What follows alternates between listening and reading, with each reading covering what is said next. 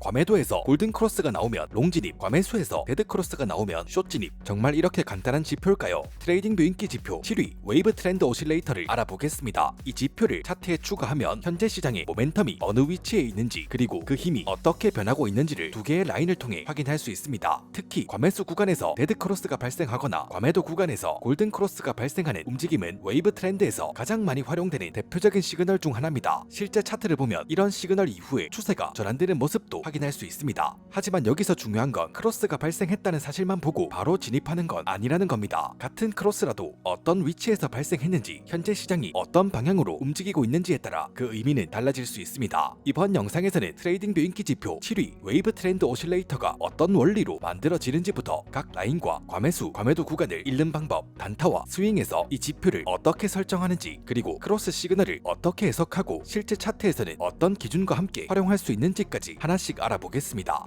그리고 영상 설명란에는 제가 실제 사용하는 거래소 평생 수수료 페이백 혜택과 실시간 시장 분석을 공유하는 정보 공유방 입장 링크도 있으니까 관심 있으신 분들은 확인해보시면 좋겠습니다. 먼저 웨이브 트렌드 오실레이터가 어떤 지표인지부터 알아보겠습니다. 웨이브 트렌드는 가격 움직임을 기반으로 현재 시장의 모멘텀과 그 변화를 확인하기 위해 만들어진 오실레이터 지표입니다. 차트 아래로 표시되는 두 개의 라인을 통해 현재 가격의 움직임이 최근 흐름과 비교했을 때 어느 방향으로 얼마나 강하게 움직이고 있는지를 확인합니다. 웨이브 트렌드라는 이름만 보면 가격의 상승 추세와 하락 추세를 직접 판단하는 추세 지표처럼 생각할 수 있지만, 실제로는 차트 위에 표시되는 이평선이나 슈퍼 트렌드처럼 추세의 방향을 직접 보여주는 방식과는 조금 다릅니다. 웨이브 트렌드는 별도의 오실레이터 영역에서 움직이면서 현재 모멘텀이 어느 위치에 있는지, 그리고 그 힘이 강해지고 있는지 약해지고 있는지를 확인하는 데 활용합니다. 특히 이 지표에는 과매수와 과매도 구간이 설정되어 있습니다. RSI 지표처럼 웨이브 트렌드가 위쪽 과매수 구간까지 올라왔다면 최근 가격 흐름과 비교해 상승 모멘텀이 상당히 강해진 상태, 반대로 아래쪽 과매도 구간까지 내려왔다면 하락 모멘텀이 상당히 강해진 상태로 볼 수 있습니다. 하지만 여기서 한번 짚고 넘어가야 되는 건 과매수 구간에 진입했다고 가격이 바로 하락하거나 과매도 구간에 진입했다고 바로 상승하는 건 아니라는 겁니다. 강한 추세 구간에서는 웨이브 트렌드가 과매수나 과매도 구간에 진입한 이후에도 가격은 같은 방향으로 계속 움직일 수 있습니다. 따라서 웨이브 트렌드에서는 단순히 과매수인지 과매도인지만 확인하는 게 아니라 현재 어느 영역에 위치하고 있는지, 그리고 그 안에서 두 라인은 어떻게 움직이고 있는지를 함께 확인하는 게 중요합니다.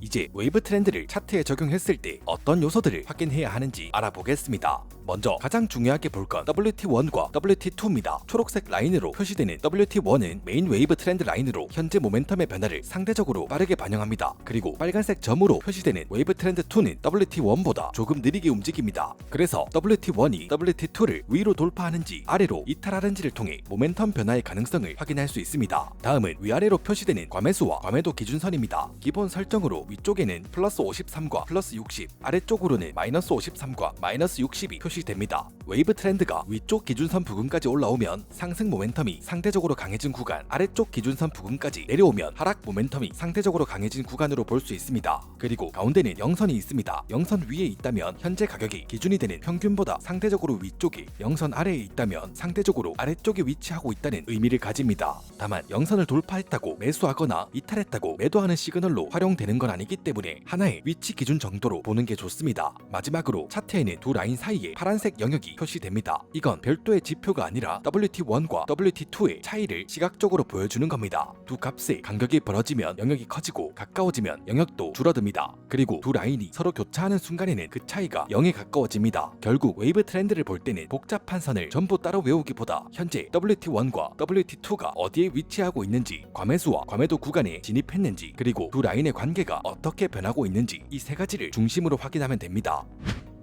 이제 웨이브 트렌드에서 가장 많이 활용되는 크로스 시그널을 알아보겠습니다. 웨이브 트렌드의 기본적인 활용 방법은 두 라인의 교차를 확인하는 겁니다. 먼저 상승 시그널부터 확인해 보겠습니다. 웨이브 트렌드가 아래쪽 과매도 구간에 위치한 상태에서 WT1이 WT2를 아래에서 위로 돌파하는 골든 크로스를 확인합니다. 쉽게 말하면 강했던 하락 모멘텀이 극단적인 영역까지 내려온 이후에 WT1의 방향이 먼저 위쪽으로 꺾이면서 WT2를 상향 돌파하는 겁니다. 이런 움직임은 롱 진입 시그널로 활용할 수 있습니다. 반대로 하락 시그널은 웨이브 트렌드가 위쪽 과매수 구간에 위치한 상태에서 확인합니다. WT1이 방향을 아래로 돌리면서 WT2를 위에서 아래로 교차하는 데드크로스가 발생한다면 강했던 상승 모멘텀에 변화가 나타날 가능성을 확인해 볼 수 있습니다. 이런 움직임은 셀 시그널, 숏 진입 시그널로 활용할 수 있습니다. 여기서 한 가지 중요한 부분이 있습니다. 웨이브 트렌드에는 차트 위에 바이나 셀이라는 시그널이 자동으로 표시되는 건 아닙니다. 과매수, 과매도 구간에서 발생하는 골든 크로스와 데드 크로스를 트레이더가 직접 확인하고 해석하는 방식입니다. 그리고 또 크로스가 발생했다고 해서 모두 같은 의미를 가지는 것도 아닙니다. 예를 들어 웨이브 트렌드의 중앙 부근에서도 골든 크로스와 데드 크로스는 계속 발생할 수 있습니다. 우리가 웨이브 트렌드에서 중요하게 봐야 할 건 단순히 두 라인이 교차하는 상황이 아니라 과매도 구간에서 발생하는 골든 크로스, 과매수 구간에서 발생하는 데드 크로스입니다. 즉 크로스 자체만 보는 게 아니라 어디에서 그 크로스가 발생했는지를 함께 확인하는 게 중요하다는 거죠. 여기까지 들어보면 사용 방법이 굉장히 간단해 보입니다. 과매도에서 골든 크로스가 나오면 롱, 과매수에서 데드 크로스가 나오면 숏. 정말 이렇게만 매매해도 될까요?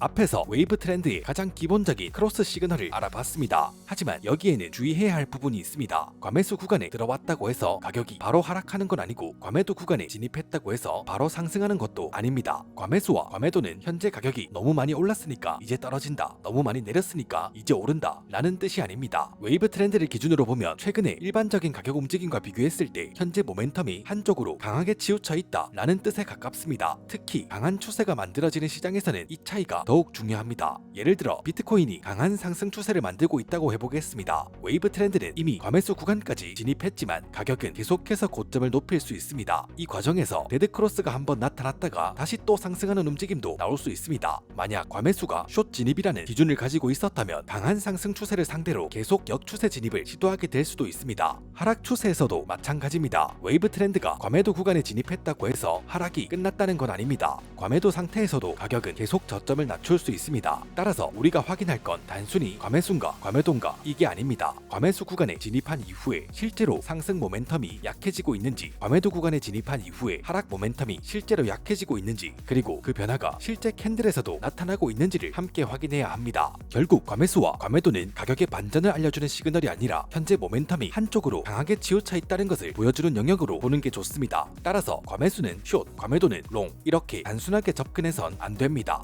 그렇다면 과매수와 과매도 영역에서 골든 크로스와 데드 크로스까지 발생한다면 그 시그널은 모두 같은 의미를 가질까요?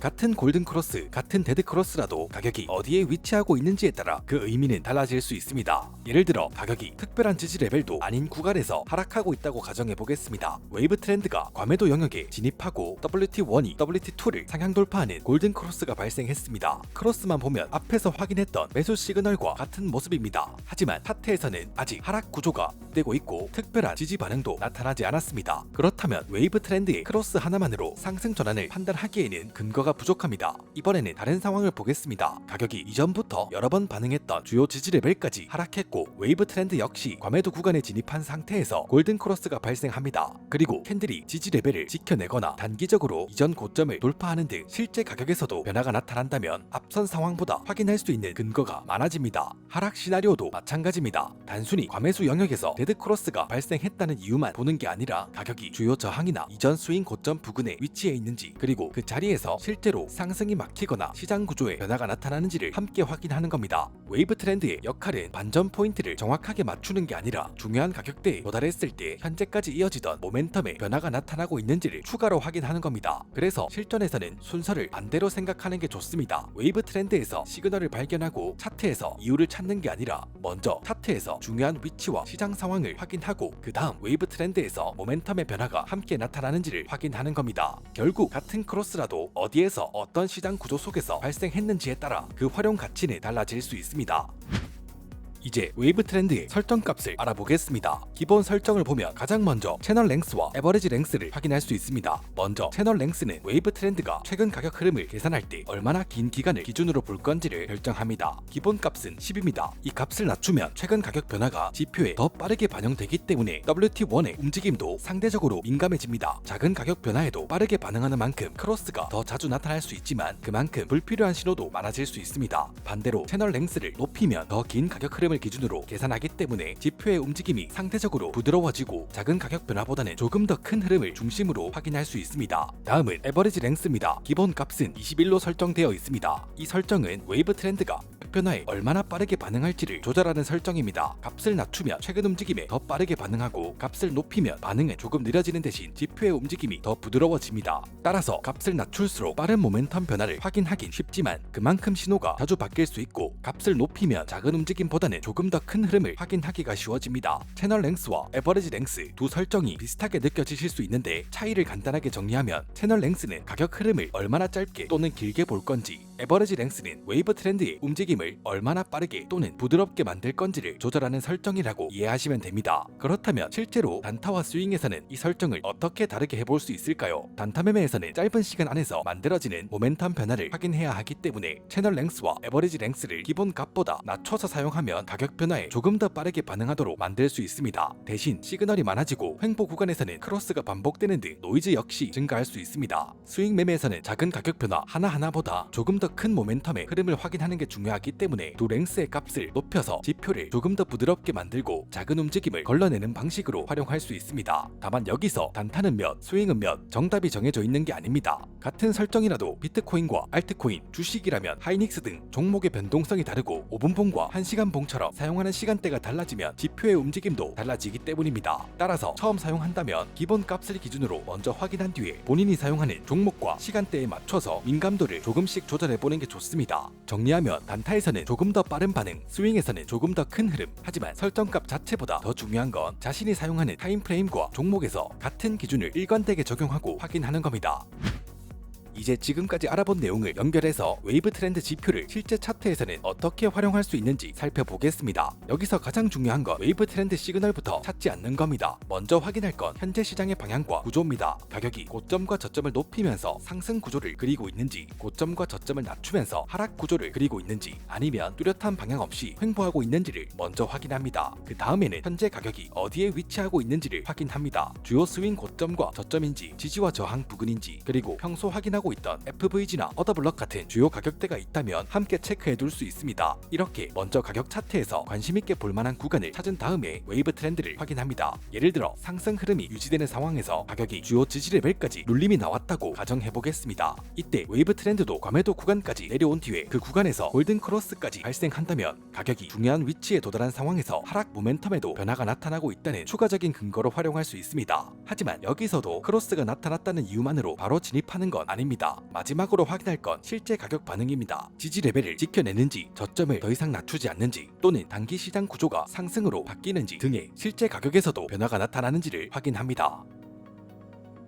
반대 상황도 마찬가지입니다. 가격이 주요 저항이나 스윙 고점에 도달했고 웨이브 트렌드가 과매수 영역에서 데드 크로스가 발생했다면 먼저 상승 모멘텀의 변화 가능성을 확인합니다. 그리고 실제 가격에서도 저항을 받거나 고점을 높이지 못하고 단기 구조가 하락 구조로 바뀌는 모습까지 추가로 확인하는 겁니다. 결국 실전에서는 순서가 중요합니다. 첫 번째, 시장의 방향과 구조를 확인하고, 두 번째, 중요한 가격대를 찾습니다. 세 번째, 웨이브 트렌드의 위치와 크로스를 확인하고, 네 번째, 실제 가격 반응을 확인합니다. 이렇게 보면 웨이브 트렌드는 롱과 숏 타점을 대신 결정해주는 지표가 아닙니다. 중요한 가격대에 도달했을 때 현재 모멘텀에도 변화가 나타나고 있는지를 확인하는 추가적인 판단 기준으로 활용하는 겁니다. 그리고 이 순서에서 가장 중요한 건 가격이 먼저고 지표는 그 다음이라는 겁니다. 웨이브 트렌드에서 시그널이 나왔기 때문에 매매할 이유를 가격 차트에서 찾는 게 아니라 가격 차트에서 상황을 먼저 판단하고 웨이브 트렌드가 같은 방향의 근거를 보여주고 있는지를 확인하는 방식으로 접근하는 게 좋습니다. 웨이브 트렌드 오실레이터는 과매수와 과매도 구간을 보여주고 WT1과 WT2의 움직임을 통해 모멘텀의 변화를 확인할 수 있는 지표입니다. 하지만 이번 영상에서 가장 중요하게 기억해야 할 건 과매수와 과매도 그리고 골든 크로스와 데드 크로스 자체가 진입을 결정해주는 시그널은 아니란 점입니다. 과매수 구간에 진입했다고 해서 반드시 하락하는 게 아니고 과매도 구간에 진입했다고 해서 반드시 상승하는 것도 아닙니다. 특히 강한 추세에서는 웨이브 트렌드가 극단적인 구간에 머무르는 동안에도 가격이 같은 방향으로 계속 밀고 갈 수 있습니다. 따라서 웨이브 트렌드를 활용할 때는 지표의 시그널부터 찾기보다 현재 시장의 방향과 구조를 먼저 확인하고 중요한 가격대에서 어떤 반응이 나타나는지 그리고 그 과정에서 모멘텀에도 변화가 나타나는지를 함께 확인하는 게 중요합니다. 결국 웨이브 트렌드는 타점을 대신 결정해주는 지표가 아니라 현재 모멘텀의 위치와 그 힘의 변화를 조금 더 쉽게 확인할 수 있도록 도와주는 도구라고 이해하시면 되겠습니다. 앞으로도 트레이딩교에서 많이 사용되는 지표들을 하나씩 직접 살펴보면서 각 지표가 어떤 원리로 작동하는지 실전에서는 어떻게 활용할 사용할 수 있는지, 그리고 어떤 부분을 조심해야 하는지까지 계속해서 알아보겠습니다. 그리고 영상에서는 개념과 원리를 중심으로 설명드리지만 현재 시장에서는 어떤 가격대를 중요하게 보고 있는지, 어떤 시나리오를 가져볼 수 있는지에 대해 차트해커 정보 공유방에서 매일매일 공유해드리고 있습니다. 비용 없이 누구나 입장하실 수 있으니까 관심 있으신 분들은 영상 설명란 참고해보시기 바랍니다. 그리고 선물 거래를 계속 하시는 분들, 앞으로 시작하실 분들이라면 영상 설명란에 있는 수수료 혜택, 페이백 혜택 링크도 함께 확인해보시기 바랍니다. 차트해커 채널 링크를 통해 가입하신 분들은 선물 거래 수수료 평생 70% 페이백 혜택을 받으실 수 있습니다. 많은 분들이 진입과 청산만 중요하게 생각하지만 단타나 고배율 매매를 하시는 분들에게는 수수료도 중요한 리스크 관리 요소 중 하나입니다. 관심 있으신 분들은 영상 설명란 참고해보시기 바랍니다. 가입 즉시 평생 적용되는 수수료 페이백 시스템을 세팅할 수 있습니다.